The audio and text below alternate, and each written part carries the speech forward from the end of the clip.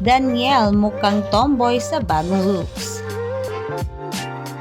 Hi guys! Welcome back to my YouTube channel, Showbiz Glass.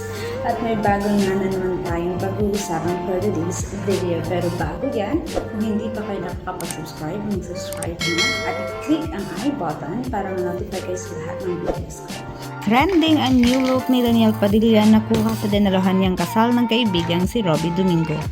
Pinag-uusapan din ang viral na video na muling pagtatagpo nila ng ex na si Catherine Bernardo sa nasabing okasyon. May mga nanibago naman sa kanyang bagong hairstyle complete with eyewear and earrings.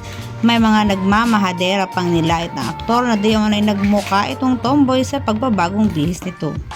May mga pa-savage pang nagsasabing gaya-gaya umano siya kay James Reid na dati nang nakitaan ng ganong gayak. Sa isang portal naman, pinagtabi ang litrato ng dalawa at ginawan sila ng survey. Hiningan nila ng opinyon ng mga netizen kung sino ang mas magaling sa dalawang personalidad na magdala ng nasabing look. Ito naman ang mga komento ng mga netizen sa pagsasabong sa dalawa.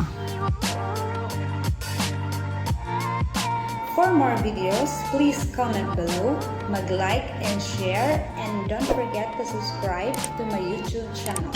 Thank you for watching!